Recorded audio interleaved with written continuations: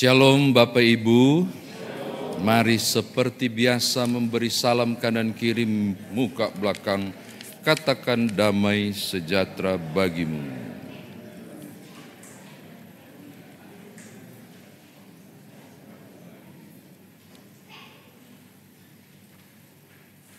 Mudah-mudahan Bapak Ibu tidak bosan melihat saya, karena 1 bulan penuh saya di mimbar ini. 1 bulan, gak kemana-mana. Termasuk Kamis Putih, Jumat Agung. Nah, saya mau menyampaikan salah satu surat yang nadanya rada marah, itu ada di surat Galatia. Nah, saya ingin Bapak Ibu membayangkan marahnya pada, tolong lihat, pasal 3 ayat 1, pasal 3 ayat 1 dan ayat yang kedua. Saya mau bacakan supaya Bapak Ibu bisa rasa marahnya kayak apa sih Paulus ini. Hai orang-orang Galatia yang bodoh, siapa yang telah mempesonakan kamu? Bukankah Yesus Kristus yang disalibkan itu telah diterangkan dengan jelas di depanmu? Hanya ini yang hendak ku ketahui dari kamu. Apakah kamu telah menerima roh karena melakukan hukum Taurat atau karena percaya kepada pemberitaan Injil? Rasa enggak dia marah tuh? Dia datang ke Galatia mengajarkan tentang Yesus Kristus dan kebenaran, Injil, Evangelion, kabar baik tentang Yesus Kristus yang mati dan bangkit, dan dengan itulah orang dibenarkan dan diselamatkan. Lalu jemaat Galatia itu terima Tuhan Yesus. Dan ketika dia terima Tuhan Yesus, Roh Kudus dicurahkan. Dan mereka hidup dalam kasih karunia sebagai orang-orang yang dibenarkan. Lah tiba-tiba masuk para kaum Yudaisme. Lalu kasih pengajaran begini, percaya pada Yesus Kristus kagak cukup. Lu harus ikut ketentuan Taurat. Kau harus setiap hari pergi sabat, kau harus kemudian disunatkan, kau harus persembahkan korban bakar dan seterusnya. Lalu mereka kemudian mulai goyah. Yang Kristen Yahudi yang sudah terima Tuhan Yesus beralih lagi ke tradisi Yahudi. Lalu orang-orang Kristen Yunani kemudian bingung bagaimana mempertanggungjawabkan. Terus kami gimana? Ketika Paulus ada, mereka semangat percaya. Ketika Paulus pergi, mereka goyah iman. Dan 2 kali kunjungan yang dilakukan di Galatia kan. Dan itu tidak mudah loh Bapak Ibu, ini bukan naik pesawat. Ini pengorbanan besar untuk buat mereka percaya. Maka kalau saudara baca Galatia pasal 3, kalau ada kalimat bodoh, saya sampai periksa benar gak sih terjemahannya. Iya loh, bodoh. Saya akan, lu bodoh banget sih, gitu kali. Ini yang terjadi karena mereka kembali pada kepercayaan ajaran-ajaran Yudaisme. Nah sekarang saya mengajak Bapak Ibu untuk masuk ke teks kita sampai bagaimanakah dia jelasin dan apa prinsip Paulus yang tidak goyah supaya ditularkan kepada orang Galatia ini. Nah Bapak Ibu bagus banget kalau Bapak Ibu baca dari pasal 1 sampai habis pasal 2 ini. Keren deh. Rasul Petrus dipercaya sebagai pemimpin 12 rasul dong. Siapakah yang berani tegur Petrus di halayak ramai? Cuma Paulus. Padahal dalam hal kedekatan dengan Tuhan Yesus, Paulus bukan siapa-siapa. Paulus itu orang lingkaran luar dari kelompok 12. Tapi pas dia lihat Petrus munafik, itu Bapak bisa baca di Galatia pasal 2 ayat 11 sampai 14. Dia langsung bilang, Kefas, kau duduk makan bersama orang tak bersunat, makan asik. Tapi pas kelompok Yakobus datang, kau tiba-tiba berdiri dan hindari mereka. Bukan itu ajaran Kristen yang benar.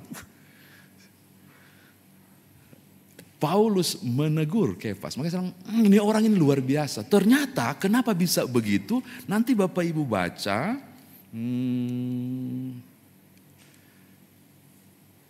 pasal 1 ayat 11 sampai ayat yang ke-15. Kita temukan alasan ternyata. Kelompok 12 termasuk rasul terima pengajaran langsung dari Yesus Kristus. Omongan Tuhan Yesus bla bla bla dia terima. Siduk kelompok 12. Paulus enggak. Kenapa? Yesus sudah naik ke sorga. Lalu dia jatuh di Damsik. Dan orang menganggap kerasulannya abal-abal. Dia jelasin di pasal 1 ayat 11 sampai 15. Hei, Petrus dan teman-teman pemimpin tertinggi terima pengajaran Yesus langsung. Saya menerima pengajaran Yesus langsung di sorga.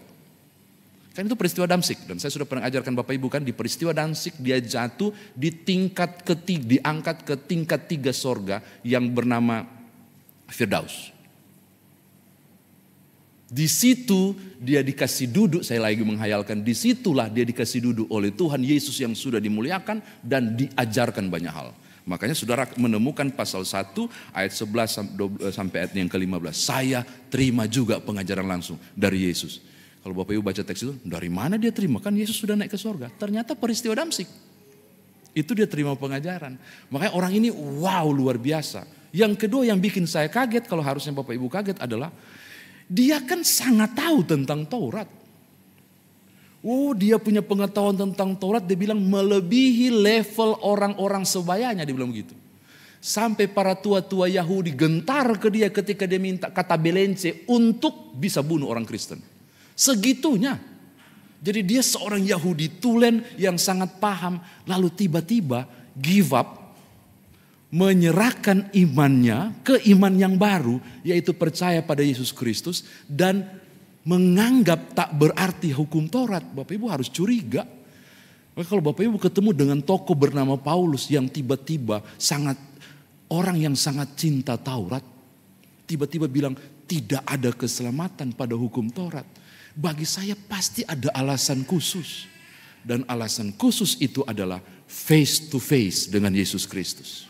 Kalau enggak ngapain dia begini. Jadi dia berubah iman luar biasa karena mengalami perjumpaan dengan Tuhan Yesus. Makanya dia sangat emosi. Saya yang sangat ngerti Taurat. Saya yang cinta banget ini Taurat. Dan aku tanggalkan demi Yesus Kristus. Lu kenapa balik? Gitu deh. Bodoh banget pasal 3 ayat 1. Gitu loh. Jadi kalau mau bacanya seorang yang sangat kecewa terhadap hasil pengajaran karena mereka enggak tahu apa-apa dan disesatkan. Ini yang pertama. Bapak Ibu mengikutin kan? Saya terlalu semangat kali ya. Namun Bapak Ibu mengikuti. Saya ingin banget Bapak Ibu rasain teks ini. Itu sesuatu yang luar biasa. Sekarang mari kita masuk ke teks. Tolong lihat ayat 15, aneh enggak di situ? Ini orang ini berhikmat banget dan bermainnya bagus. Menurut kelahiran, coba lihat. Menurut kelahiran, kami adalah orang Yahudi dan bukan orang-orang berdosa dari bangsa-bangsa lain. Kenapa ngomong begitu? Kayak jadi provokator. Enggak, dia lagi mau kasih balik. Jadi dia angka dulu, baru dia kasih banting. Karena dia mau menyurati orang-orang Yahudi Kristen di Galatia kan. Ya, kita ini kelompok orang benar. Orang bersunat kan menurut Yudaisme adalah orang yang paling benar toh. Nah, saya keturunan Yahudi. Bukan keturunan orang-orang berdosa kayak mereka. Dia tunjuk yang tidak bersunat itu. Kegeeran dong. Pas dibalik di ayat yang ke-16 baru rasa. Api asal kau tahu. Tidak ada kebenaran. Orang di dalam hukum Taurat. Terbanting di situ. Bapak Ibu, saya sudah jelasin ya, 613 mitzvot. Hukum Taurat itu adalah, Taurat itu perintah, jadi ada hukum, tata aturan. Taurat itu terdiri dari 613 mitzvot. 613 perintah yang terbagi dua, 248 mitzvot AC, itu mitzvot positif. Kamu harus ini, kamu harus itu, kamu harus ini. 248 jumlahnya.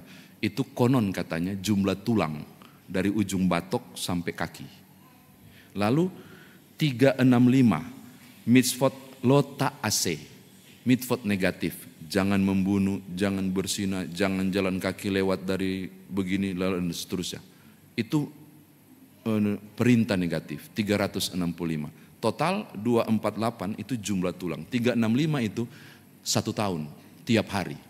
Maka kalau orang Yahudi melihat hari, mereka langsung ingat larangan. Melihat tubuh, mereka langsung ingat perintah-perintah positif. Dan Alkitab bilang, barang siapa yang salah satu tidak melakukannya, dia berdosa. Nah sekarang silakan bayangkan, adakah siapapun yang hebat, sehebat apapun, setulus apapun, sekudus apapun, pernahkah tidak melanggar salah satu? Pasti melanggar. Karena melanggar, Paulus bilang tidak ada yang bisa diselamatkan. Mentaati hukum Taurat. Mengapa? Karena semua tidak lolos hukum Taurat. Satu-satunya yang bisa meloloskan adalah ketika Tuhan ngambil tipeks dari sorga dan hapus semua. Peristiwa itu disebut dengan pengorbanan Yesus Kristus. Gitu. Jadi bilang, kalian aneh, sudah dikasih anugerah tapi menolaknya. Itu inti dari ayat 15 sampai yang ke-21. Poin ketiga. Lalu dia katakan begini. Saya seorang Yahudi yang menyalibkan segala sesuatu di dalam Kristus supaya aku dimerdekakan. Dia bilang begitu. Maka sekarang pengabdianku bukan pada Taurat. Tapi hidupku, dia bilang, hidupku itu untuk Kristus. Hidupku, dia bilang, hidupku aku lakukan untuk Allah. Jadi saya mau menjalani pemahaman yang baru tentang hidupku. Dia bilang begitu. Apa itu? Di ayat 20. Dan itu ada lagunya kan? Yang Bapak Ibu pasti tahu dan senang lagu itu. Adapun hidupku ini bukannya aku lagi. Dia bilang begini, hidupku bukan aku lagi, tapi Kristus yang hidup dalam aku. Seakan Paulus mau bilang begini, ketika ku tinggalkan imanku yang lama, di dalam diriku ada pribadi agung, Yesus Kristus yang hidup. Maka perjalanan hidupku berubah, yaitu menampilkan Kristus dalam hidupku. Sebab kalau tidak, ayat 21 yang tidak dibaca, sebab kalau tidak, aku menyia-nyiakan kematian Kristus. Membuang anugerah itu. Saya kira demikian firman Tuhan ditafsirkan. Sekarang bagaimana kita bawa dalam kehidupan beriman kita? Yang pertama Bapak Ibu. Dalam semangat saya menguraikan tadi, kiranya juga menjadi semangat Bapak Ibu dan saya untuk wanti-wanti kepada generasi-generasi di bawah kita, kepada anak cucu kita. Pokoknya tolong wanti-wanti. Gak masalah pakai gayanya Paulus. Pasal 3 ayat 1. Kalau perlu dimarahin. Dimarahin. Dan saya senang nih. Ada peluang untuk marahin. Dimarahin apa? Andai kata Bapak Ibu tahu. Ada gejala. Ada peluang. Ada tanda. Anak cucu kita kayaknya mau tinggalkan Tuhan. Paulus bilang bodoh. Kalau saya mungkin bahasanya saya, cubit tidak pindah-pindah. Anak-anak muda, kalau engkau tertarik pada siapapun yang bukan seiman, tinggalkan. Itu tanda, itu gejala. Penting.